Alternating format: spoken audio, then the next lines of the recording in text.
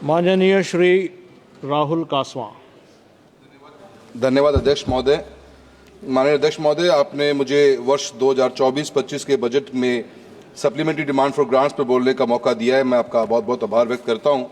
बहुत सी बातें बहुत से सांसद साथियों ने कही हैं, मैं उनको रिपीट नहीं करना चाहूँगा। मैं कृषि क्षेत्र से आता हूं, चूरू लोकसभा क्षेत्र राजस्थान का एक सांसद के रूप में हूं सर, और मेरा क्षेत्र 85% पूरा क्षेत्र किसानी के अंदर ही अंदर अपने आप को देखता है। एग्रीकल्चर सेक्टर के अंदर बहुत सी सरकार की स्कीमें पढ़ते हैं तो करीब 25 स्कीमें चलती हैं सर, जो सेंट्रल गवर्नमेंट के द्वारा या तो सेंट्रल सेक्टर स्कीम्स हैं और 8 और 17 सेंट्रल स्पॉन्सर्ड स्कीम्स हैं। एग्रीकल्चर के अंदर सर पीएम किसान सम्मान निधि में जो 16 रुपये 44 पैसे प्रतिदिन देने की बात करी है, उसके ऊपर ही 3500 करोड़ रुपए का बजट का बढ़ाने का प्रोग्राम किया गया है। अनेकों स्कीमों को देखोगे सर तो सर स्कीमें बहुत लॉन्च हुई लास्ट 10 सालों के अंदर।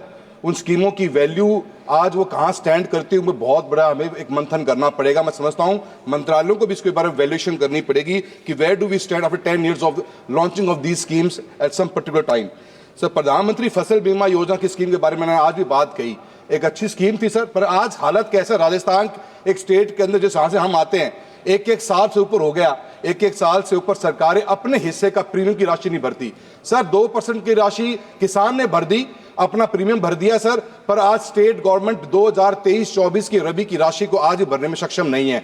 एक साल से पेंडिंग पड़ा है। गाइडलाइंस क्या कहती हैं सर कि अगर आपको बीमा का टाइम पे क्लेम नहीं डिसबर्स होगा तो बीमा कंपनी या स्टेट गवर्नमेंट इंटरेस्ट का पेमेंट के साथ में क्लेम देंगे आपको। सर आज तक इंटरेस्ट तो छोड़िए सर, मूल रकम भी नहीं मिल रही। 2023 खरीफ की पेमेंट नहीं मिल रही। किसान सर धरने पे बैठने को मजबूर है। वैसे ही किसान सर दिल्ली के पास बॉर्डर पे बैठे हुए हैं और राजस्थान का किसान जहाँ ठंड सर टेम्परेचर 3 से 4 डिग्री पहुंचने वाला है, लोगों को मजबूरी के अंदर बैठने की बात हो रही है। एमएसपी को बाजरे में शामिल किया, मिलेट ईयर के नाम पे बातें चली सर, आज तक राजस्थान की सरकार ने एक दाना भी बाजरे का परचेज नहीं किया। औने पौने भाव में सर 400 रुपए क्विंटल का गैप के ऊपर मार्केट में किसान को बेचना पड़ा बाजरा। सर मूंग और मूंगफली की खरीद की बात चल रही है सर, कोई क्लैरिटी नहीं है। आप कहते हैं कि हम एमएसपी की 22 क्रॉप्स को परचेज कर रहे हैं, स्टेट गवर्नमेंट कहती है कि हमें तो नेफेड ने कहा है कि 25% बाय करना है, और at the end of the day sir मूंग की परचेजिंग मात्र 5% की परचेजिंग भी नहीं हुई। पोर्टल खुले सर, ग्राउंडनट मूंगफली जो हम आज की तारीख में तिलहन पे डिपेंड करते विदेशों से मंगाते हैं सर, आज की तारीख में बीकानेर के अंदर, डूंगरगढ़ में, चूरू में, सरदारशहर में सर किसान इस सर्दी के अंदर 3-3 रात वेट करता है, तब जाके नंबर आता है। सर करप्शन तो रैंपेट को रोकने वाला नजर नहीं आता सर। मेरा आपको कहना है सर गवर्नमेंट की अनेकों स्कीमें लॉन्च हुई। एफपीओ सर 10,000 एफपीओ को बनाने की बात करी, क्या एक्टिविटी सर एफपीओ के अंदर? किसान का जो सर आप खरीद के अंदर तक नहीं खोल पा रहे, सिर्फ सर फर्टिलाइजर्स को बेचने का काम एफपीओस कर रहे हैं चूरू जिले के अंदर, नहीं पूरे राजस्थान के अंदर सर। कंट्रोल नहीं। नमो ड्रोन दीदी सर, एक दीदी है सर चूरू डिस्ट्रिक्ट में, एक ड्रोन मिला है पूरे 5 साल के अंदर। ड्रोन दीदी एक है, किसके पास जाएं, किससे बात करें सर? किसानों का धरने का इशू हमेशा चलता है क्योंकि स्कीम्स की एग्जीक्यूशन, उनकी इंप्लीमेंटेशन में इतनी फ्लॉज है कि उनको एड्रेस करने के लिए सरकार का ध्यान जाता ही नहीं। मैं आपसे भी उम्मीद ही करूंगा, और मंत्री महोदय बैठी हुई हैं, उनसे भी यही कहना चाहूंगा कि आप इन चीजों के ऊपर थोड़ा फोकस करके, किसान की हालत बहुत खराब है इस ठंड के मौसम के अंदर। हम बिजली की बात करें, आपने आरडीएसएस की स्कीम लॉन्च करी, रिवाइज डिस्ट्रीब्यूशन सेक्टर स्कीम। आज चूरू के अंदर 300 करोड़ रुपए, राजस्थान को 11,000 करोड़ मिले, पर सर क्या हुआ? 2-2 साल के अंदर आज तक कनेक्शन नहीं। एक गाइडलाइंस डाल दी कि भारत सरकार के द्वारा कि 50,000 रुपए तक एक्सपेंडिचर होगा तो ढानियों में लाइट देंगे। सर 11 साल के बाद में भी चूरू जिले अकेले के अंदर 48,000 ढानियों को आज भी रोशनी की जरूरत है। और सर ये 50,000 का क्लॉज, मैं सर राजस्थान से आता हूं, हमारा एरिया बहुत बड़ा है, 50,000 के क्लॉज के अंदर हम ढानियों में कनेक्शन देने में कभी भी कामयाब नहीं हो पाएंगे। मैं मंत्री महोदय रिक्वेस्ट करूंगा कि इस क्लॉज को हटाकर 1 लाख रुपए की क्लॉज को डाले प्रति व्यक्ति के ऊपर, ताकि हम उनको ऊपर लोगों को कनेक्शन दे सकें। और साथ ही साथ के अंदर मैं ग्रामीण विकास के बारे में बात करनी चाहूंगा। इस बार इस स्कीम के अंदर लॉन्च किया गया कि 19,000 करोड़ रुपए प्रधानमंत्री ग्रामीण सड़क योजना में दिए जाएंगे। 4th फेज में सर हम हैं सर। 2nd और 3rd फेज में क्या था कि हम रोड को वाइडन कर रहे थे, स्ट्रेंथन कर रहे थे। अचानक से सर 4th फेज आता है कि हम 250 की आबादी के गांवों को जोड़ने की बात करेंगे।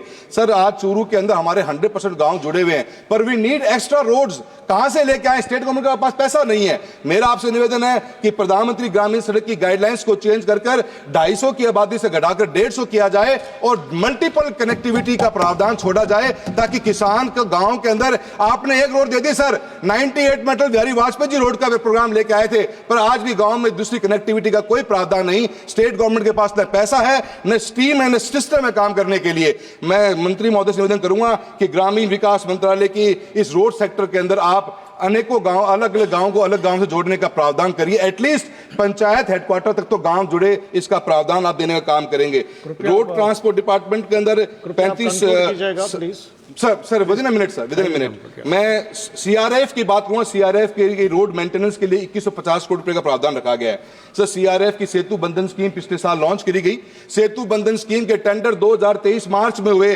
सर आज 2025 आने वाली है, आज तक काम स्टार्ट नहीं हुआ। गति शक्ति का वो पोर्टल क्या काम कर रहा है, जहां रेलवे और रोड डिपार्टमेंट आपस में बात ही नहीं कर पा रहे, क्योंकि रेलवे डिपार्टमेंट आज तक उसकी एनओसी नहीं दे पा रहा। मेरा आपसे सर इतना कहना है कि स्कीमें अनेकों लॉन्च हुई, पर किसान और किसानी के लिए सर कोई फायदा नहीं मिल पा रहा। आज से ग्रामीण विकास मंत्रालय में सांसद आदर्श ग्राम योजना, सर एक के गांव की जब वीडीपी बनाई हम लोगों ने, तो सर 22-22, 25-25 करोड़ रुपए की इन्वेस्टमेंट थी इसके ऊपर। सर कहां से सोर्स ऑफ फंड लेकर आए? एमपी लेड का सर 5 करोड़ का कोटा। सर 15 साल पहले भी 5 करोड़ का एमपी लेड था। आज तक एमपी लेड से आप गांव में सिर्फ कमरा नहीं बना पाते। सर 1 लाख रुपए हिस्से में आता है एक पंचायत में, अगर मैं मेरा एमपी लेड का यूज करने लग जाऊं तो सर इस एमपी लेड को बढ़ाया जाए, और साथ ही साथ सांसद आदर्श ग्राम योजना के लिए ग्रामीण विकास मंत्रालय को एक अलग से फंडिंग का पैटर्न दिया जाए, जो लॉन्ग टर्म फाइनेंस्ड हो, जिसके ऊपर गवर्नमेंट ऑफ इंडिया उसका किस्तों भरने का काम करे, ताकि गांव और किसान को उसकी मजबूती मिले। मैं आपका बहुत बहुत धन्यवाद देता हूं, आपने मुझे इस सब्जेक्ट पे बोलने का मौका दिया। बहुत बहुत धन्यवाद।